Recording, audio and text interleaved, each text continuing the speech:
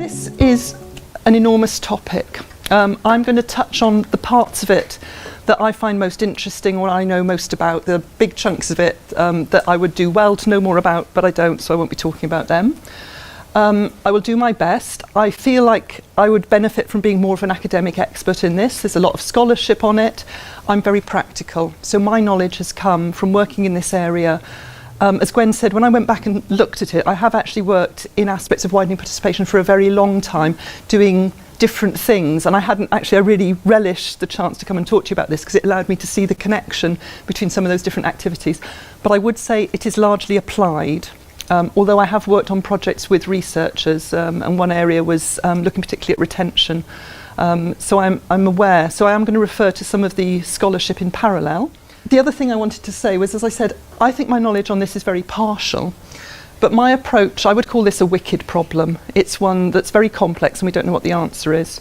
And my approach to those is we just pitch in what we know and what we think and we work together to solve it. So I'm going to give you what I've got, you should tell me what you think about it, and I think that's the way we learn more about it. I don't know if it's obvious what we're talking about. I'm not sure that there are stable definitions of this, and I was, again, in preparation for this talk, I was having a look at the different ways it was defined and I decided I was right, it's not stable. But this is one definition.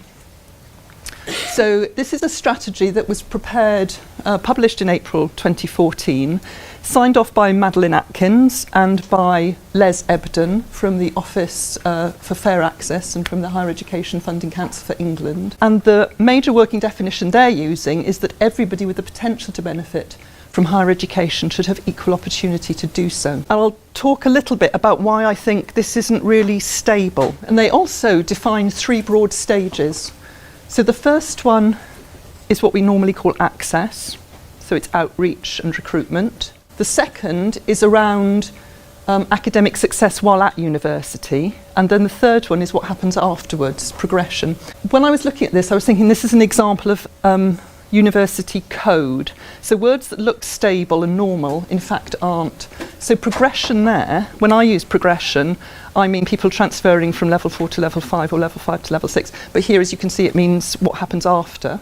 The Bridge report has just talked about the difference that universities don't make to social mobility. So that's looking at that final point. That actually we are not doing as much as we'd like to make sure that people have equal opportunities after they leave university. So one of the questions about this, I think, is what is the role of universities? Are we conduits for inequality, or do we create inequality, or do we reduce inequality but not as much as we could?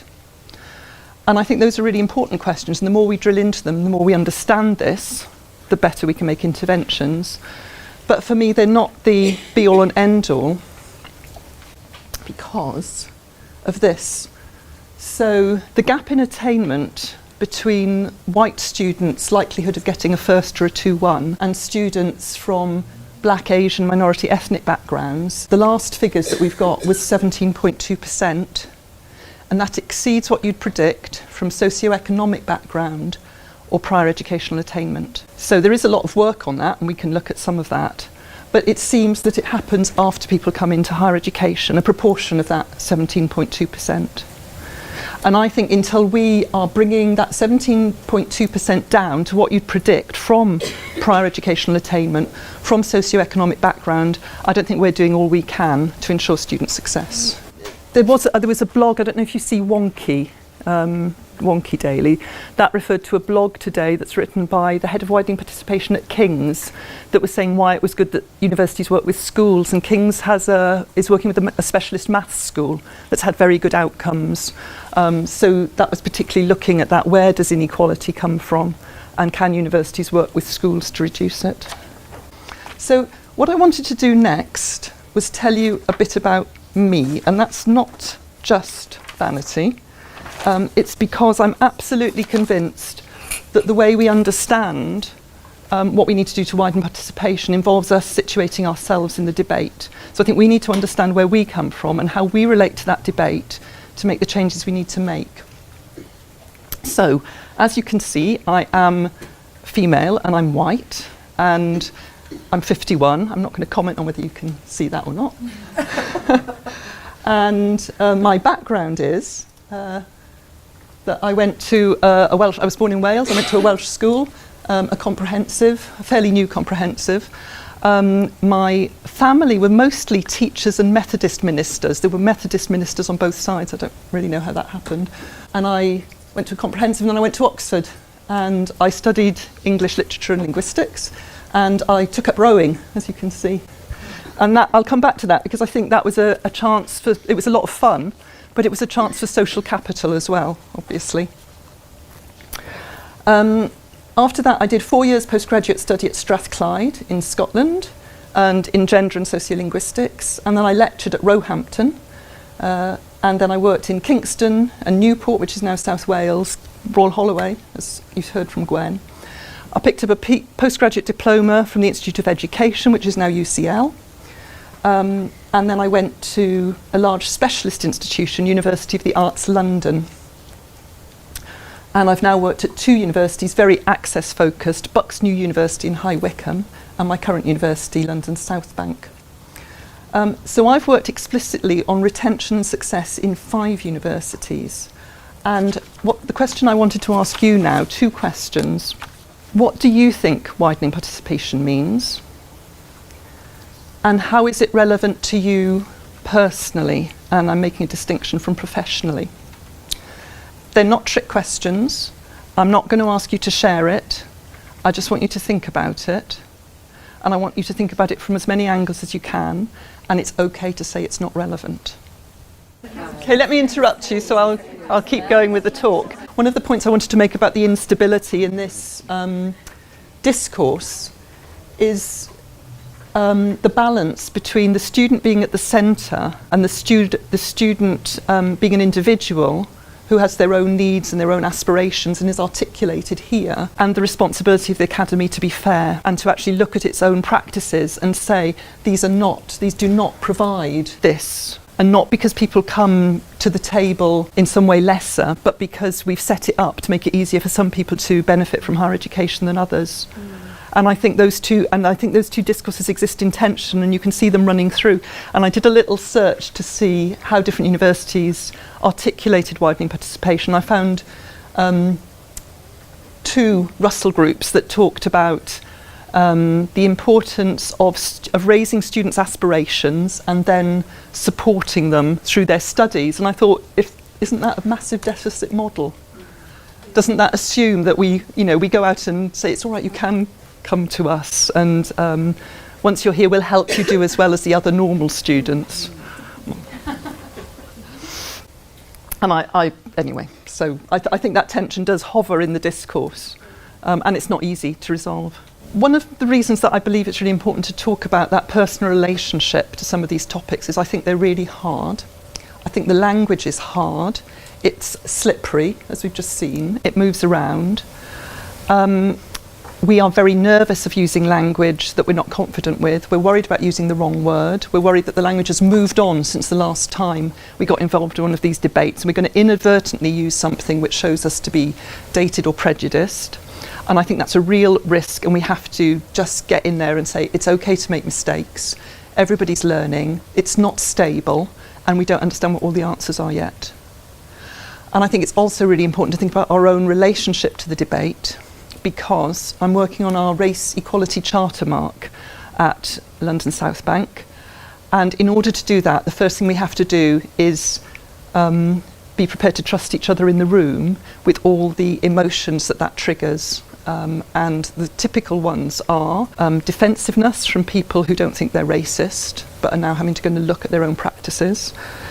Anger from people who've experienced inequality, and the fact that their views maybe haven't been taken full account of up until now, and their own history and their family history. And also people who've been fighting for this for a long time, and now it's this, Johnny come lately, I turn up, we're all going to do it now. And that kind of anger that something that's been fought for many years is now the flavour of the month. So people have very mixed, complicated emotions about it. And I think if we don't start with saying that's okay, and we'll just recognise that we have, even within individuals, we've got mixed emotions about it, and it's very personal, I don't think we'll make any progress. So I think I used the word safe space to Gwen earlier, and she's like, never use that expression. But I think we have to make it safe enough that people can say what they think, and if they give offence, that the other person can say that they're offended, and that can be resolved, because I think that's how we learn, and I think we have to be prepared to make mistakes with the language. And I think that's okay as well. And I think if we aren't able to go into that dialogue honestly, we won't make progress on this or on race equality. So that's my view on this, and that's why I think it's worth doing that bit of personal examination and disclosure. Okay, so in terms of what widening participation means for me, I've not worked so directly on access, and obviously from my roll call of institutions, I've worked in a lot of places that don't have trouble meeting the benchmark on access for underrepresented groups. It might be worth, your institution, Warwick, will have an access agreement which is signed off by Offer and Les Ebden, that looks at how you use your resources to make sure that students have equal access to higher education and can succeed, this earlier point. And it will list demographic groups of students who are underrepresented, and that will include BME students, mature students, maybe mature women, care leavers, and it'll be specific to Warwick as well. It's very interesting to look at those demographic trends, but it's also interesting to look at how students are attracted into different provision. So one of the things I'm going to talk about later is apprenticeships and the role of clearly vocational professional education in attracting people from different backgrounds, and also some of the risks of that. One of my colleagues came into my office yesterday from having read all the manifestos, all the main party manifestos, and saying technical education is in each one of them. And I think that the balance between technical and academic education is very important for this. And one of the things my boss is doing, Dave Phoenix, is looking at two things. One is how people move between technical vocational education and academic, how you make that route possible to step from one path to another path, and also how you move up through schools, colleges into higher education. So that is macro compared to this point. That's looking at how we structure the system rather than how an individual student is supported. Things that I think we haven't answered yet about some of these aspects include value added and learning gain. I think learning gain is really fascinating because most of us intuitively believe there is something that's learning gain or value added. Most of us would really like to measure it. It is totally evaded measures. The Guardian has a measure, but it fiddles its algorithm year on year, I think. So very difficult. And another question is the most effective funding model. And I know that's a dangerous territory to get into, and it's an election issue. But I think higher education has been protected by funding moving to students. I think it is very interesting to have a model where all the beneficiaries pay, the society, students and employers, which is what we're moving into.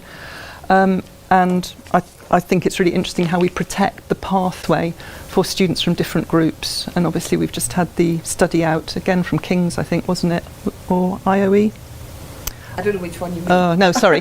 There's been a study out in this last week looking at the impact on students from lower socioeconomic groups and their attitude towards debt.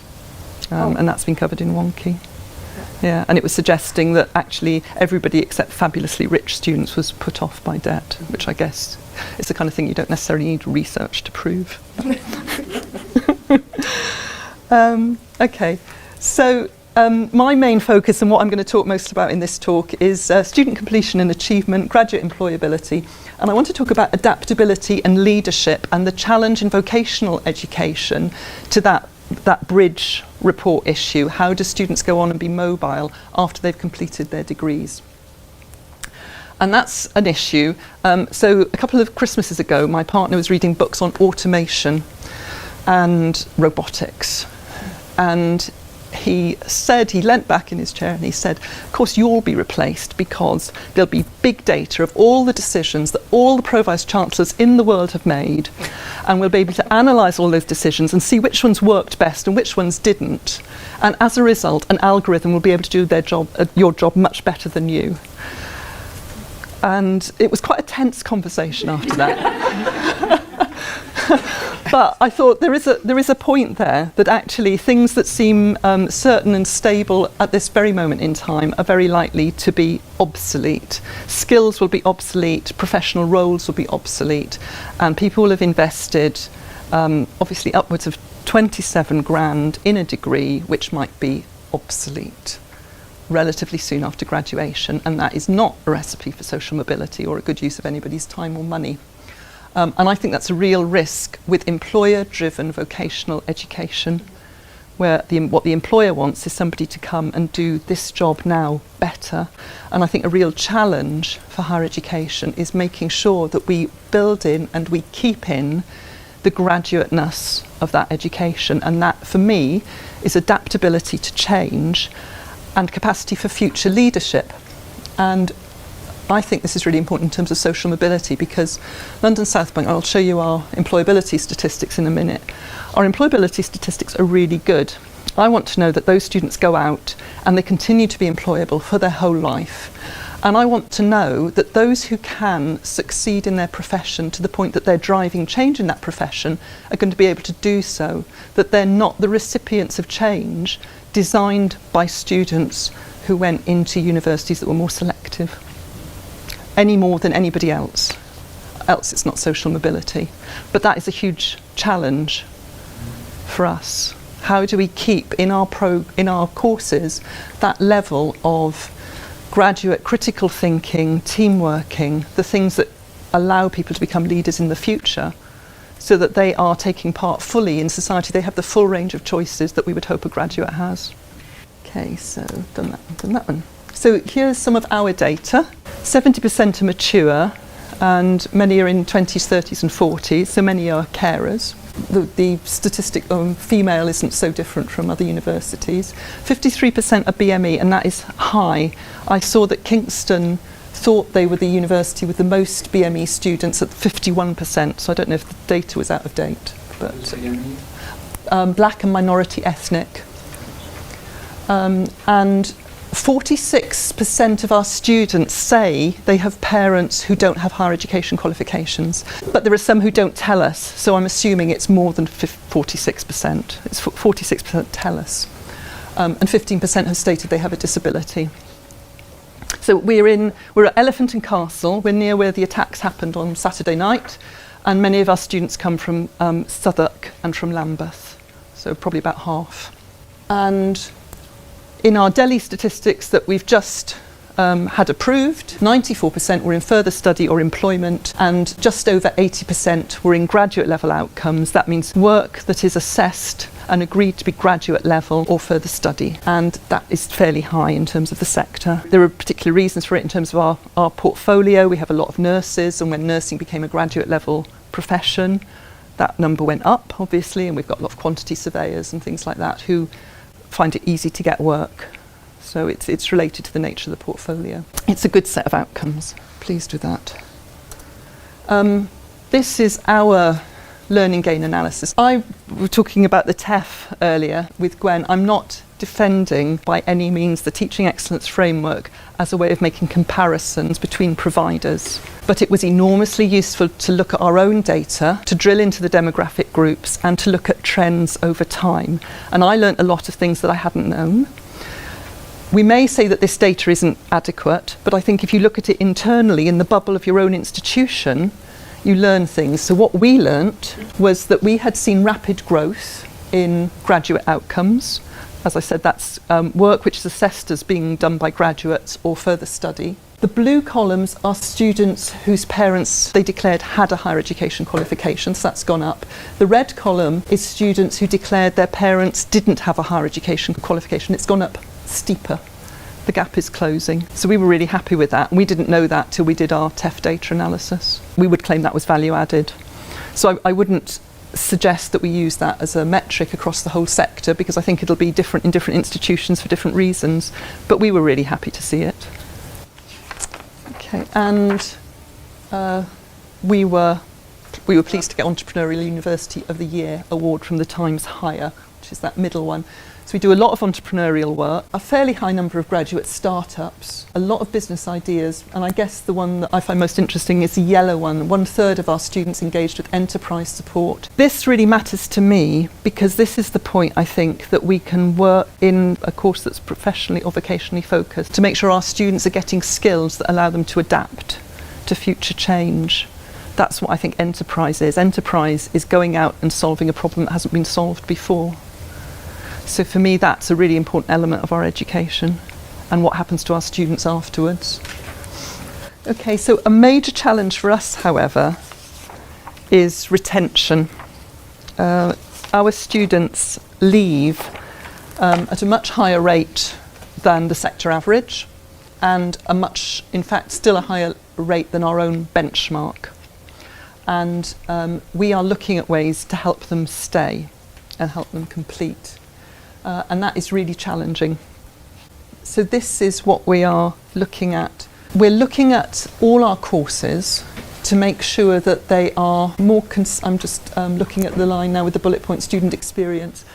We want them to be more consistent. I think consistency is a real challenge for higher education. I think all universities have pockets of excellence. Some are mostly excellent, but I reckon we all have pockets of excellence. But I think being consistent is really difficult, and that's difficult for students. And I think that's why we got the TEF.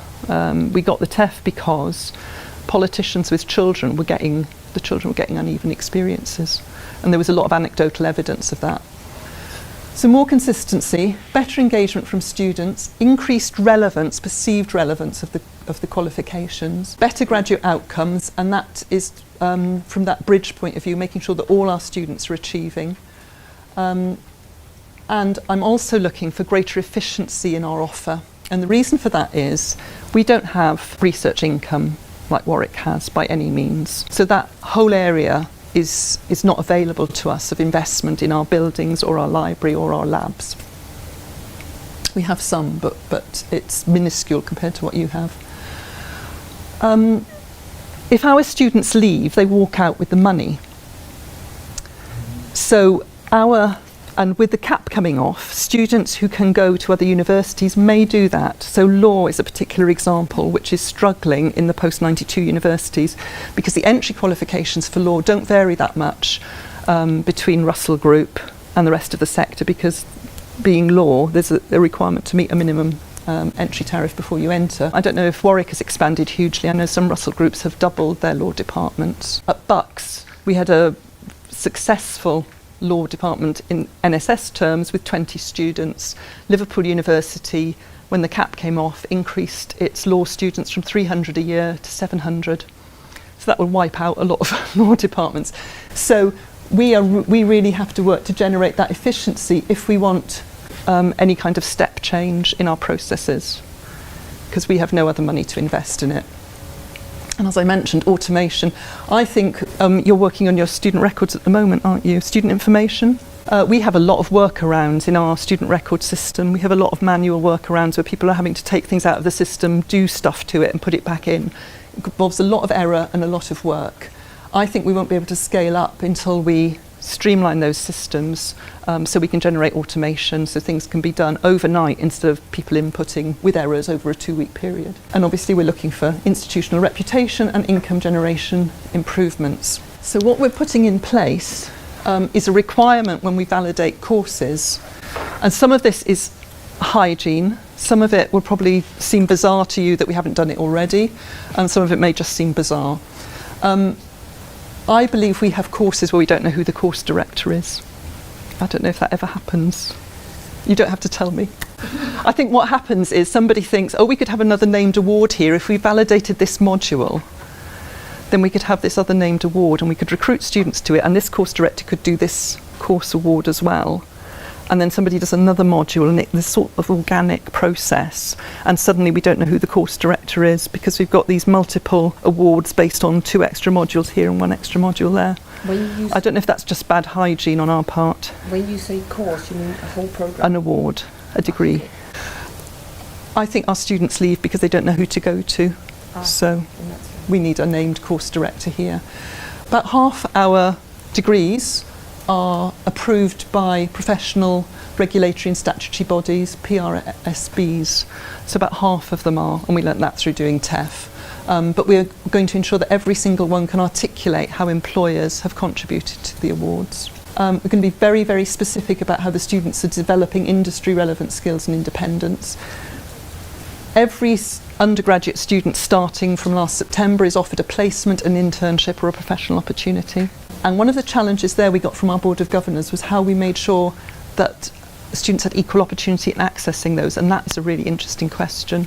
How we make sure that whatever background students come from, caring responsibilities or not, age or not, they get the same opportunity there, because we know that placements change employability outcomes, so that's quite a challenge.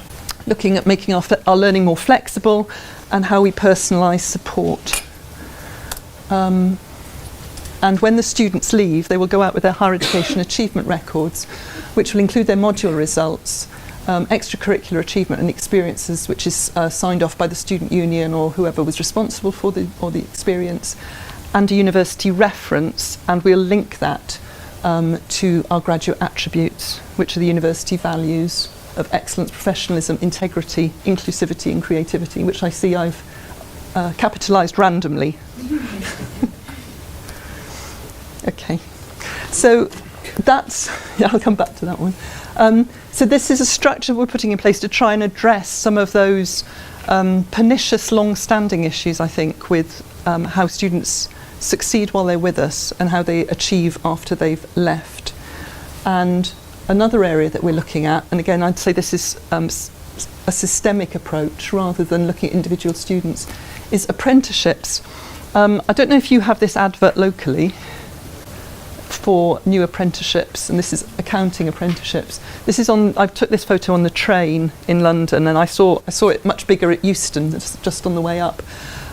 It does worry me that we are supporting an initiative which the people employed to market it think is so confusing that it would be funny to put a Dutch poster up and then say, if this is double Dutch, you can talk to us about it. It doesn't fill my heart with confidence that we really know what we're doing on apprenticeships. If you feel that apprenticeships are double Dutch, the place I'd advise you to go is the UCAS website, which has a very clear explanation of different kinds of apprenticeships. London South Bank has been inputting into degree apprenticeships, and we've been part of the Trailblazer groups, which is working on the standards articulated by employers for particular apprenticeship degrees. And we've just set up our Chartered Surveyor degree. And this is our website. So we've got, this bit is aimed at business. We offer relevant training tailored to your business needs. And talking about the fact that we've been doing it since 1892, which was 125 years ago. And then one aimed at students as well. Earn while you study towards a degree. In many ways it's very attractive. You go through without getting into debt, which is obviously a huge bonus. You are in work. You're much more likely to continue in work afterwards. Can I yes. ask you a question though? Yeah. The one thing that still sits in the back of my mind is this going to work out as a two-tier system? I think that's a very good question. And I want to go back to this picture. So I went to Oxford and did English literature that involved reading a lot of Victorian novels and rowing, as you can see. I guess I picked up probably confidence, networks, something on my CV, some graduate skills, which didn't tie me to a particular role. Yeah. And that's what I would want for my children too. And I think if I had the choice between no job and a job, I'd always choose a job. If I had a choice between graduate level work and not graduate level work, I'd choose graduate level work. But if I had a choice between a degree that gave me transferable skills and access to any professional area, that's what I'd choose. So I think we do need improved technical education and vocational education in this country. We need people to have access to that. We should raise its status. I don't think that's an easy thing to do. I think people should be able to move between academic routes and vocational routes. I think the academic should complement the vocational so people optimise their transferable skills and their flexibility. I think it's very hard to think that they will have equal status. The status issue, because if I'm not going to talk about Dutch because that's really bad Dutch. In Germany, technical education and academic education don't differ that much in status. Yeah. You can move all the way through, and Yeah. you know, there's different levels. I agree. But here, there is. I agree. So if This is the there- bit where if I you feel my set up knowledge that comes route- unstuck, because I knew that too, and I think, how do you achieve nationally, how do you achieve that cultural change that allows us to regard them as having equal status? Do you want to think, actually that is a really good question, so do you want to spend a moment thinking about that? Is it possible that these routes could be valued equally by society? Is it desirable, and what would we have to do to achieve that?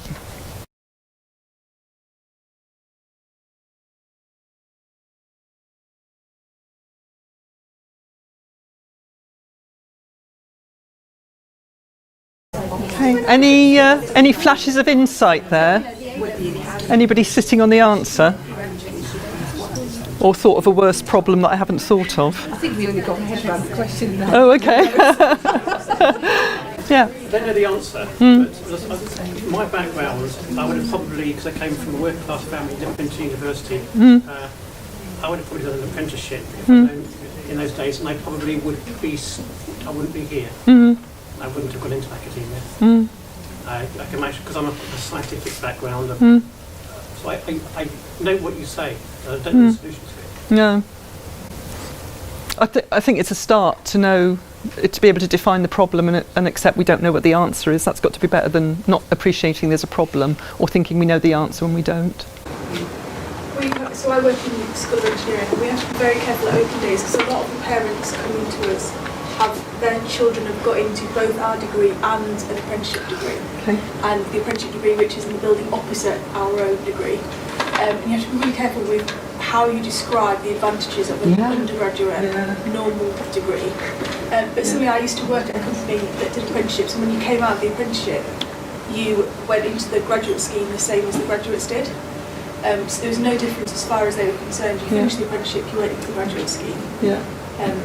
And then you just carried on, and your career tracks were no different, and everything's the same. So I think companies, in terms of their intake, have a lot to do with it. That's a really good point. So if society actually values them the same, then they will have the same value. If they've got the same kind of trade value later on in your life. I think in terms of lifelong learning, if we really mean that, then and if there are cost-efficient ways of getting higher level skills, such as doing a degree apprenticeship, I don't think there's any harm in doing that, as long as there's any opportunity to do something different later on, because we're in the workforce for a very long time. Yeah, we are. So it's maybe the assumption that we do one thing, pick one path as part of the problem. Yeah. Isn't there a problem with that in terms of funding, having a second degree? I don't quite know the technical. I live in Milton Keynes, so a lot of people work for the OU, and as I understand it, if you have one degree now, there's a problem with funding for doing a second degree. Yeah, equivalent or lower qualifications was the change. Yeah. Which sort of militates against that, doesn't it? Yeah, you're right. Yeah.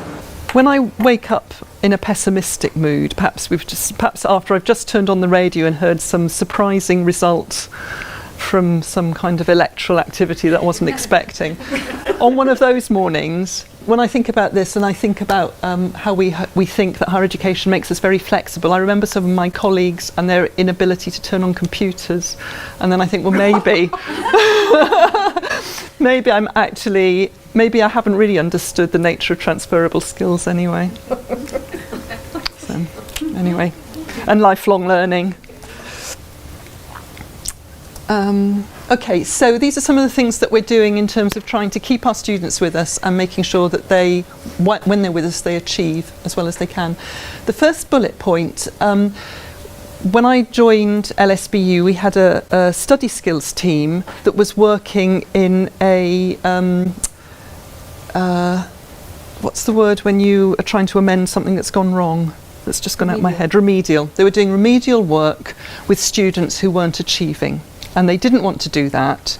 They felt that it stigmatised the student and it was looking at the wrong cause. What they wanted to do was go into modules that had a low pass rate and work with the module staff and the students in the module to improve the pass rate. And we had an 11% improvement in first attempts on the 39 modules they worked with within a year. So I thought that was a pretty profound effect. I was really happy with that. So what they think that achieves is the students that were failing are not stigmatised. The course team benefit from working with the specialist skills team because that's things they can integrate into their own module, and all the students are benefiting from improved learning skills. And I agree with them. Learning analytics, what we're now doing is building up a picture that's based solely on engagement and behavioural data. So the student can see what they've passed, how often they're coming in, how many teaching sessions they've missed, how often they're using the library. They can talk to a personal tutor about that. They can be helped to understand that their behaviour is likely to predict their degree outcome, and they own that data. So we've got two things: contact information about their progress to date and whether that's on track for a good outcome and what they might be able to do about it. Because I think institutionally we have to understand what happens when a student goes into a module, and are they more or less likely to pass that module depending on their background. The one thing that we've discovered helps the most is monitoring attendance. Now, I'm a chemist, so we have about 25 contact hours a week. Yeah. And because they're in the lab for about 10 of those, we know if they're in there or not, because of safety reasons. And within about maybe 1 to 2 weeks, we can tell whether people are not engaging, and then we can get them in and do all the sorts of things and support. And we've found that's made a significant difference. One of the problems with the university has monitoring points, which we all have to do, and it's an administrative nightmare.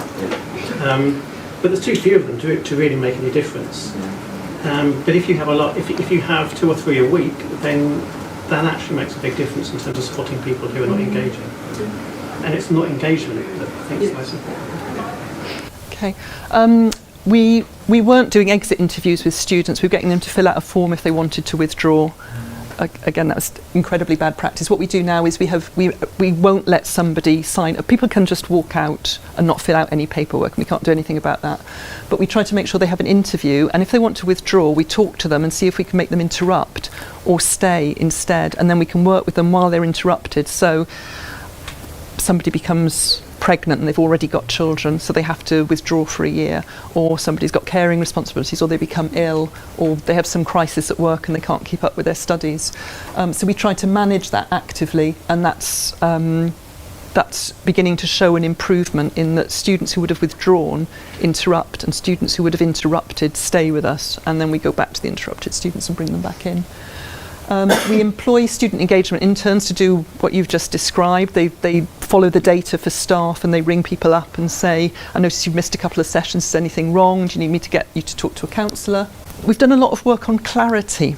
So we had regulations that were 140 pages long, and we used to get into a lot of trouble with student appeals because the regulations were internally contradictory. So we'd have people following one bit of them, and then they'd open it up and realise there was another bit that said something different. My VC was convinced we could get them down to 4 pages. Nobody needs more than 4 pages regulations. We got them down to 11 by focusing on what do we have to do to assure the quality of our degrees. So who was I having the conversation with about standards?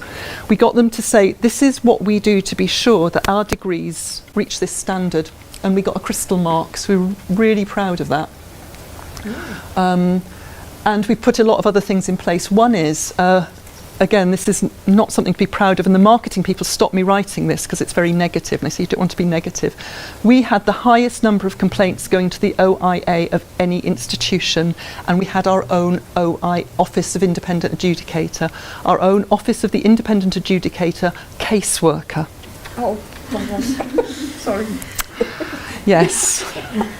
So there was somebody sitting in Reading in an office waiting for London South Bank students to complain about something that we'd done, and they were working on them, and it was absolutely huge. It was like 400 or something. It was unbelievable. And I met Les Ebden, who wrote the offer strategy, at a conference before I started at London South Bank, and he said, are you going to do something to sort out those appeals? And I thought, that's really bad if I meet a national figure and the first thing he asked me about my institution is the number of complaints and appeals. Anyway, we had a look at why they were happening. And we made numerous changes to the system and to the processes that underpinned it. And we got an 85% reduction in a single year. And most of that was clarity. Most of what was going wrong was we weren't explaining to students properly what we needed them to do, and then they were falling foul of the system because it was ambiguous. So there was a huge benefit from being really clear about what it was we wanted people to do. That's not finished yet. We have a lot more to do around marking criteria and assessment requirements, but it made a huge difference. If people knew what we were asking them to do, they could do it. And our disability service has looked at its data, and it halves the number of disabled students who withdraw when they seek support. So if a student is registered as disabled and is supported, 6% of them withdraw and 12% withdraw of the ones who aren't supported. Okay. As I said, I'm working on our race equality charter mark, and that is fascinating. We've just started to do it. We've got a long way to go. University College London was successful in getting a bronze award, not by getting everything right, but by doing a lot of analysis of their data for staff and students and identifying where they had problems and putting action plans in place. So we similarly we're not expecting to get it all right. We're not expecting to have BME representation equal to the students in the university through the staff body or up into the senior body immediately. But we are going to look at why we've got the patterns we do around staff disciplinary, promotion, access to staff development, and obviously our BME attainment gap. We held a conference on this for staff, and I'd shown our BME performance data, our black and minority ethnic student performance data, to a group of our senior teaching leads like you. And one of them had gone back to their school and talked about this to a colleague who had a module with 45 students on it. And he saw the same pattern in his 45 students. He saw his white students way outperforming his black and minority ethnic students.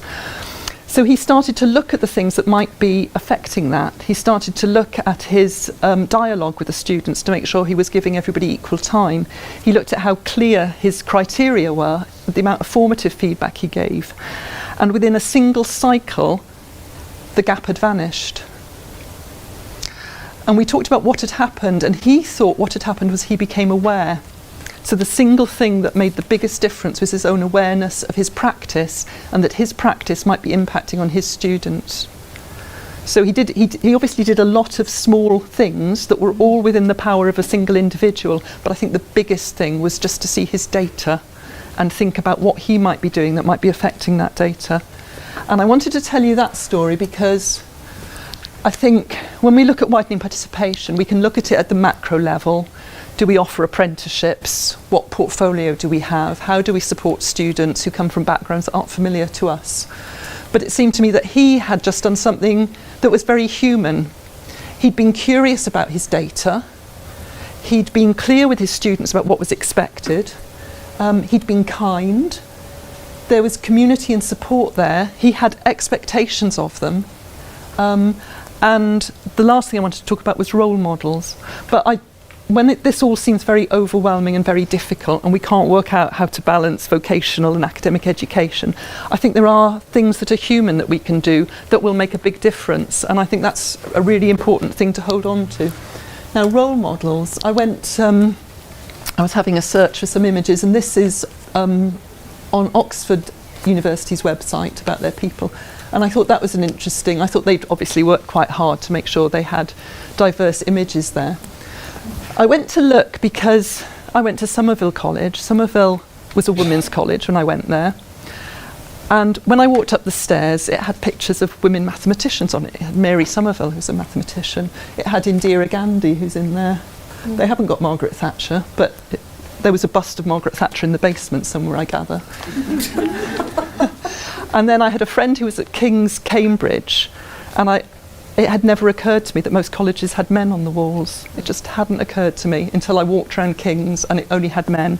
And I now work in a corridor which has got the previous chairs of the Board of Governors down it, and it's not very diverse, I have to tell you. So I found that a really joyful image. And I found this quote as well. In my last term, a black lady came into science, and it was weird to me because I'd never seen a black teacher in my life before, which is not good. But because I saw a woman in that role, I thought, I really felt empowered. I thought, a black woman in that role, I felt proud. And I thought, if she can do anything, I can do anything. We know that people in minority groups are much more affected by role models than people in the majority. And we know that women do better in rooms where there are pictures of women on the walls, in classrooms. And we know that if you're in a minority, and from an ethnicity point of view, it is harder to imagine yourself doing the thing that your teacher is doing, or your lecturer, or the people around you. And I think this is something we can change relatively easily as well. This is how the strategy ends that Hefke and Offer put together. There's no easy or quick fix to the highly complex issues involved in improving access, student success and progression. I thought this last sentence was a bit desperate, actually. However, if the strategy is adequately resourced and implemented effectively with buy-in from all stakeholders,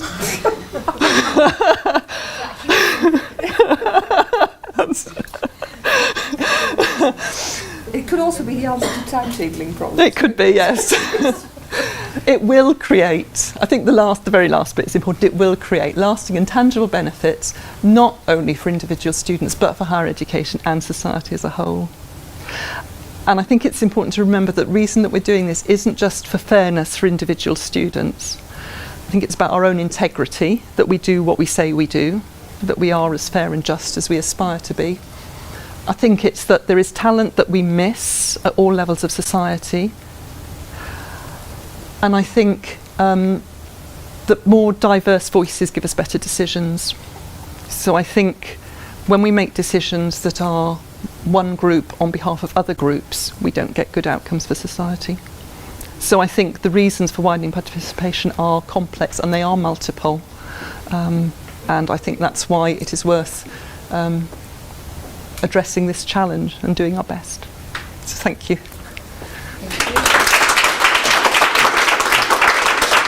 Hiya.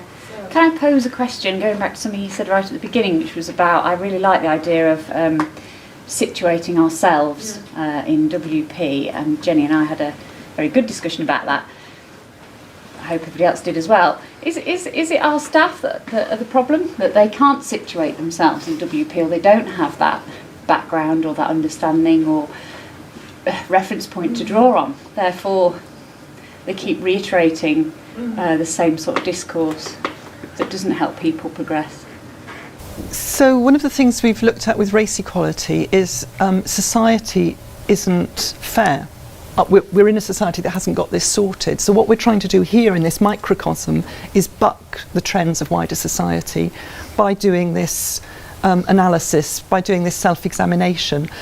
So I don't think I'd start with we're the problem. I'd say we are at one with our wider society. So the things that happen in the world around us happen here as well, because this is the world that produces us and this is the world that produces the systems we're in. But we have a chance to say, where can we make a difference to this? So I think, but I do think we have to actively have those conversations. We have to set out to have them.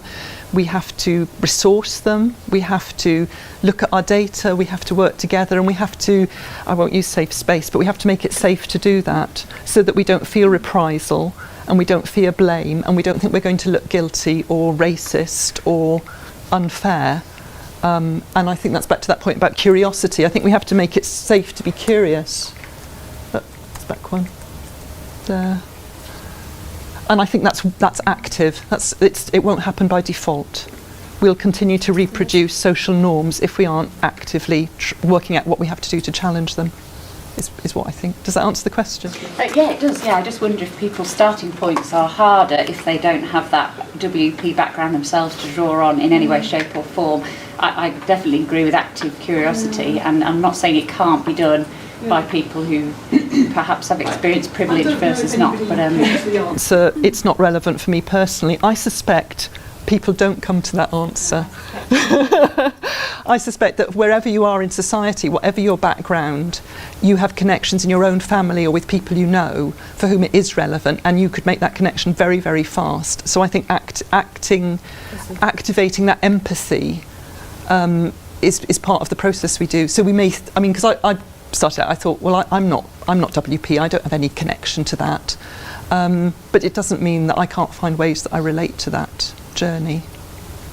I've been incredibly hopeful and cheered by the way people have responded to our work on race equality, and I think it was because we have set it up in a very inclusive way. We've said it's okay for this to be difficult. It's okay to make mistakes in the language that you use, and that's so many people have come forward on this, and people are so passionate about it. And I think we had to find a way that we could release that energy, and I think all universities have that. I think it's a massive strength. I think people are very committed to their student success and to equality and fairness, and I think our system makes it difficult for that to join together and be released, but actually I think it's just there. I was interested in terms of where you're at as an institution in terms of developing a more robust evaluation and impact framework to assess kind of where you're at in terms of kind of developing this evidence-based practice. I mean, taking it for example, kind of the work on retention. To what extent? I mean, we were all swimming with data coming out our ears in terms of metric X, metric Y, and thinking about all that. But the fundamental thing is actually we're developing some practice to improve student outcomes. But I don't think we always have the kind of tools or the systems or approaches or the overarching governance to help understand what actually works. I mean, particularly with your very kind of diverse student intake. I mean, given the kind of students that come from all over, primarily from London, primarily from a mature kind of background with a high proportion of BME. What does make a difference, and kind of what structures and systems have you got in place? Because I think as a university we are obviously very much fixated on an access agenda, but we need to take that student life cycle approach to the next level, and really underpinning the impact agenda is really important. So I'd be interested to know what you're doing and how you're doing it. Okay, so two kind of principles from that. One, yes, you can get lost in the fractals of the data. You can just keep thinking, if you only have another bit of data, it'll give you the answer. One of my colleagues, you know Duna Sabri, don't you? Yeah. She says, actually, the data you need is the attainment gap. You know there's a gap. We can work on fixing that. And there's no point in drilling into, did they have different attainment in schools? So I think there's that. First of all, the data won't give us the answers in the end. The other thing is your point about action. People need to know what they need to do to act. So something, a book on change that really worked for me was called Switch, and it said people need three things. One is engagement, passionate emotional engagement in a change. So one of the problems is if it's seen as bureaucratic, people don't really care. So people need to really commit to the change. So you need to find the way to make that happen. People have to know what it is they have to do. And they have to be able to do that thing. So change goes wrong either because people haven't committed to it, they don't know what they do, or they know what they do but they can't do it for some reason, there's some impediment. And I think that's really helpful. In terms of us, the money walks out the door when the students leave. And we need that money. So there's an absolute business requirement for it, as well as a moral. I have to say I use the arguments differently, because the people who are persuaded by the financial argument don't care. I might be exaggerating here about the moral argument, but there's another group of people who really care about the moral argument and actually quite put off by the financial argument. So I wouldn't use them both, but they both exist. Once you've got the data, you can start to look at it, and you can comparative data internally is really useful. So if you've got somebody in a planning office who does this work for you, if they can look at outcomes for different degree programs or different schools and see correlations between certain actions or, I don't know, group size and retention, that's very persuasive. The other thing is I ask all my team to keep data, and the reason is I was pretty sure that the Skills for Learning team was going to be sacked so that an FE college could do this work for half the price. So when I came in, I was pretty sure there was an agenda that was saying, why have we got people on academic contracts supporting students in Skills for Learning when actually this is remedial? I remember the word, thank you. And we could do it cheaper in the FE college down the road. And I thought, if we don't want that to happen, I have to get them to prove the difference they make. So I said, measure everything you do. Starting from now, for the next 18 months, measure it all and bring me the case showing what difference you made. So I think that's the other thing you could do. You could get people locally looking at the impact they're having.